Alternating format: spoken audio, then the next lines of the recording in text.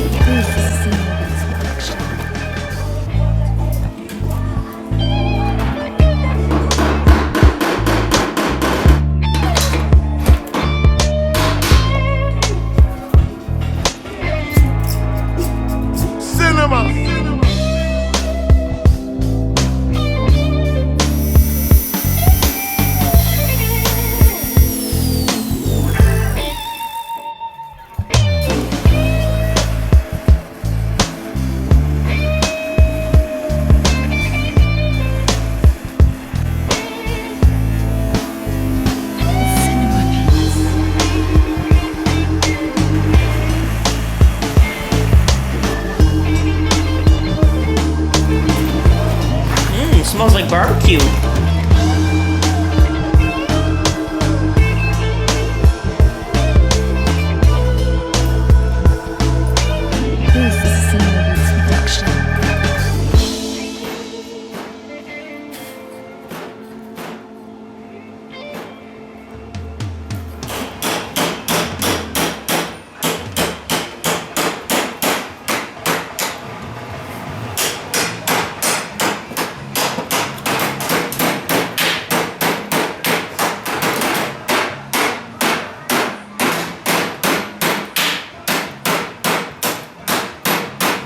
What the fuck, man? What the fuck, man? Fucking pissing me off. I have this door pretty well cleaned out now. Most of the loose stuff. What I'm gonna do is I'm gonna take out the rest of this stuff here from this point down because it's all rotten. This is where it's gonna take a lot of the stress because this is where the claw latches are gonna be. And then this side obviously too I'm gonna have to reinforce because this is where the hinges are. The top on this door is good, so I'm not gonna mess with it. It doesn't even flex at all, so I'm just gonna leave the wood. And then I'll put like a strap over where I did this chop top, just on this wood here. And then I'll probably put some little angle pieces in here, kind of tying these together again. And then I'll continue this down with steel tube. And what I'm gonna do is I'm gonna build this inner structure, basically just around the outside perimeter where there used to be wood.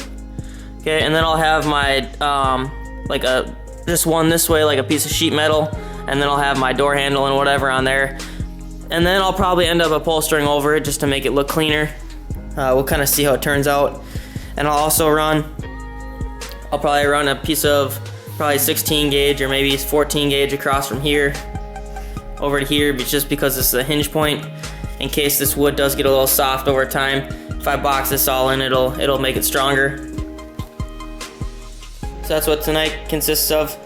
I kind of hate having to mix wood and metal, but this is just, it's not really bad, so I don't want to have to rip it all out and try and reform it all out of metal, so this will work. If it was a perfect hot rod, I'd obviously be ripping out all this wood and replacing it all with metal, but it's a rat rod. You do what works. Today it's time to work on mounting the doors. I've been kind of putting it off, but now I have most of this reinforcing stuff welded into here, so I have a spot to mount all of my hinges. But the problem I'm having here, if you look closely in there, you can see right there is the hinge, and there's not enough space for the hinge to fit in between that post that I added and the door. So this is as far in as I can get the door right here. So what I'm gonna have to do is I'm gonna have to notch the posts out for the hinges and then build my hinge mount plates off of that. That's an ugly gap right in here.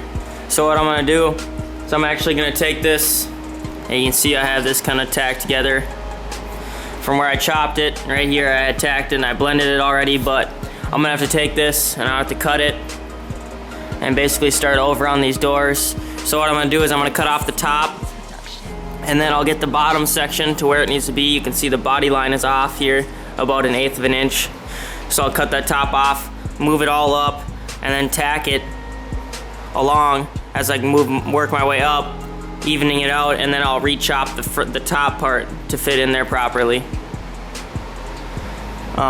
This turned out like this because I chopped the doors separate from the cab, and there's a little bit of movement and stuff when you're chopping stuff, so that's kind of the hazards of doing them separate. Ideally I would have liked to have them together, but I didn't, so a little more work now, but has to be done. Got this door re-chopped, and then I actually had to stretch a section of it so that it fit a little bit nicer. So now that looks good. I have just a little basic bolt here and this hinge holding it all together.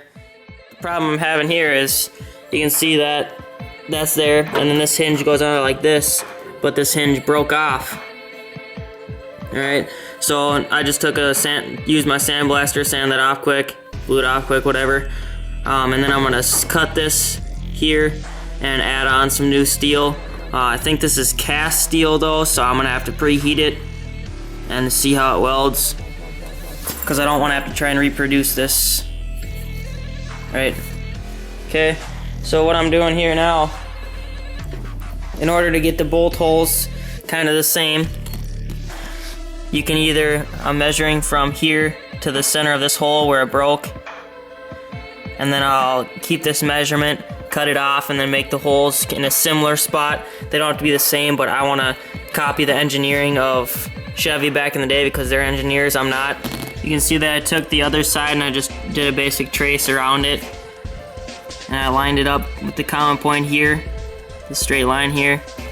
You can see the holes kind of lined up to where this one was. So now all I gotta do is cut it off, line this back up, and then make my metal fit into here, just so it's approximately the same size. Got that welded up, ground down, looks good enough. Now I just gotta mark the holes and drill them.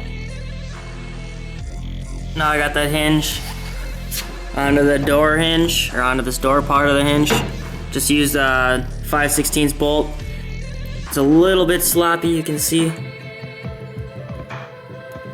So maybe if you put some grease in there or get a metric size bolt, it'll work better. 3/8 is too big.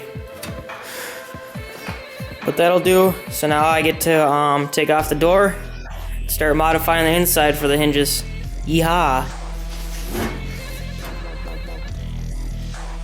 Just got this hinge tacked in there for now. Seems to work pretty good. I must feel like something's gonna have to break here. Something's not gonna have to work. This went almost too easily. That almost never happens, so knock on wood, right? I only got the two hinges, the top and the bottom on this side. The middle one here, you can see was, if you can tell, there's broken off right in there. So I didn't do that on the passenger side here. I might decide to go and fix it later, but to me this is, I mean, other than that bolt being too small, this is pretty good. It seems to open and close the same every time. And there's no bear claw latch in there. It is rubbing a little bit down on this panel down here. So you can see that this is bent down, so I just gotta bend that back up once I get this body structure reinforced.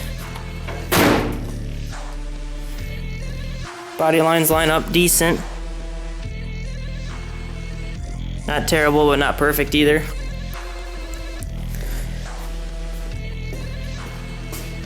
Now on this side, I'm gonna have to do a little bit more cutting. On this here, for some reason, something got out of square, and when I welded this in, it's a little bit further back this way, so I'm gonna have to cut out about 1/4 of an inch or 1/8 of an inch to clearance for these. And I think I'm gonna elect to just weld in all the hinges you see over there. I just tacked it in for now, but everything seems to line up, so I think I'm just gonna weld them all in. Sometimes you do like a bolt-in plate that you can slightly adjust on, but the way I see it is, if I need a little bit of adjustment, I can probably adjust these, but if I get it set perfect and weld it in, then it's not gonna go anywhere. So I have this passenger side door re-chopped and stretched in the center there, and now you can see that the door gap was a little bit off, because when you chop a car, if there's any sort of rake to the original doorpost, then you're gonna cut out the center part, and then the top part right here is gonna be skinnier than the part right here. So what I had to do was I just took some 1/4 inch or 1/8 inch, whatever this is, stainless steel rod. You can use stainless steel or regular steel. This is what I got though, and it looks nice, works nice. And what I did here was I just welded it up against here, and then up here, and then I'm gonna have to gradually grind it down until it fits to where it needs to fit after I finish welding all this.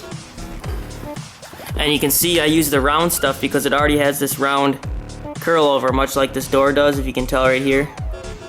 Round curl over there. Round curl over, obviously, because it's a round little tube.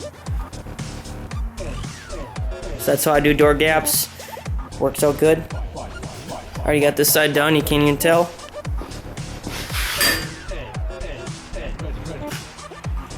I might need to add a little bit right in here. You can see that there's a little bit of a step there. And you can see I got this gap in here filled with that rod like I was showing you. I gotta do some finish grinding still, but fills it pretty good. Check this out over here. I got this door all lined up well and tacked into place. And look at this little dilemma I got here. You can see that somewhere along the lines, either this got messed up or this got messed up. I'm assuming this because this whole doorpost separated when I was working on it.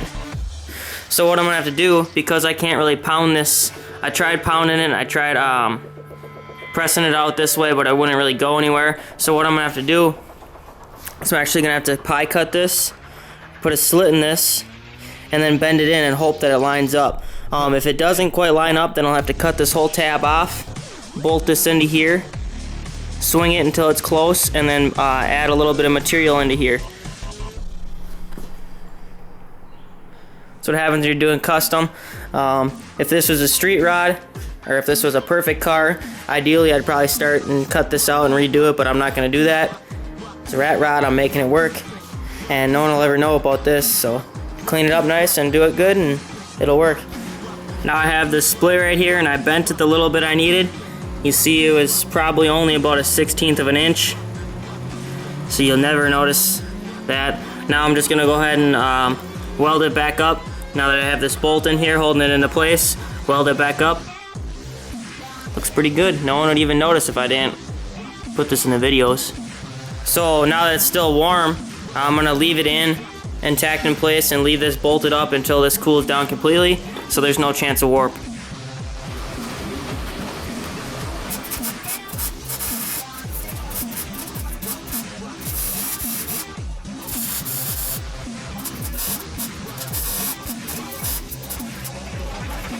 Now that I have all these hinges tacked in and working well, I'm gonna leave it and finish welding it later once I know everything else will work out.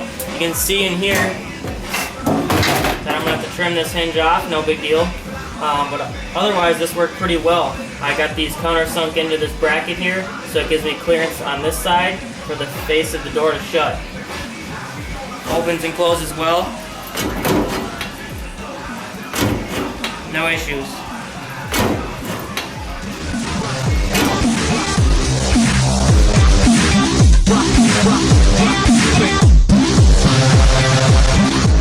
And now I'm working on the worst of the two doors, and you can see when you look at this one that the bottom here is actually pretty rusty. So what I did was I just took a little 2.5 inch wide piece of, what is this, 18 gauge probably. Doesn't have to be anything thick. And I rolled a 1/4 inch edge on it just to give it a little strength. And what I'm gonna do here, this goes like so, right? I'll have to cut out this old stuff and then just tack this in here. And then I'm gonna leave it, tack it so there's a little bit of gap for the run out, you know? Like if you look right here, see that there's a little run out slot. I'll just leave gaps here and there. Okay, and then there's that. That's just basically gonna give me the sheet metal shape. That way it's kind of close on the bottom of the door sill, less wind noise or whatever, right?